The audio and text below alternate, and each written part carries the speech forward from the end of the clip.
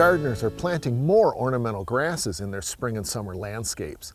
This often leads to the question, how do I take care of these plants in the winter? Ornamental grasses are great landscape choices and can really add color and interesting texture to any garden. In fact, in an earlier Southern Gardening segment, we looked at some of the ornamental grass options available to the home gardener. Now, a question I get this time of year is, when do I cut my ornamental grasses back? And I always answer by saying, leave it alone for now. The dried leaves, stalks, and seed heads provide visual winter interest for us and winter structure and habitat for the birds and other wildlife. I'll tell you, there will come a day later in winter when you just need to get out of the house and do something in the yard. That's when you cut the grasses back.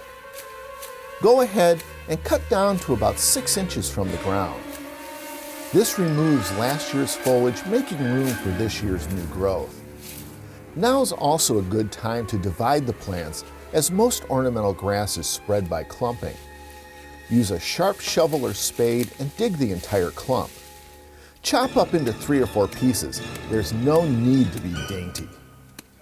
Proceed to replant and give some away to friends and family, or maybe even your favorite neighbor.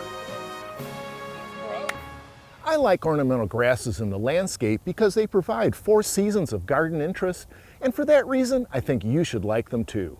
I'm horticulturist Gary Bachman, and I'll see you next time on Southern Gardening.